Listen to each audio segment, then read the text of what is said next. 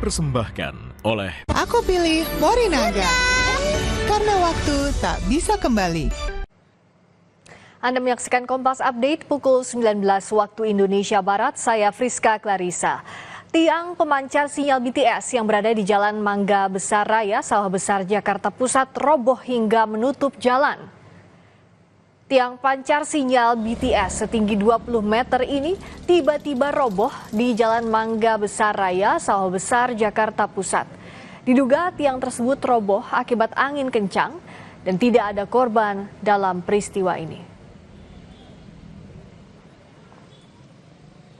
Awalnya sih anginnya kenceng bang, anginnya kenceng, dadakan jatuh. Nggak ada hujan, nggak ada apa, angin kenceng aja lah jatuh. Ini yang jatuh apa sih bang? Yang apa? BTS, yang Telkom ya, BTS, Telkom Infore ya. Ada kendaraan yang lewat atau gimana? Ada hampir satu mobil yang hampir kena itu, tapi pas jatuh mobil itu ngerem. Demikian Kompas Update, kita bertemu di Sapa Indonesia Malam sesaat lagi. Saya Friska Clarissa, sampai jumpa.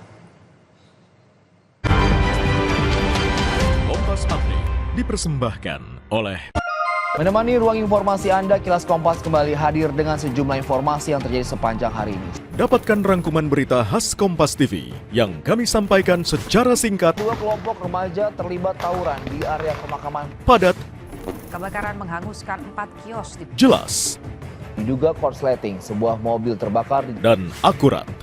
Ikuti Kilas Kompas setiap hari pukul 11:30 malam live di Kompas TV.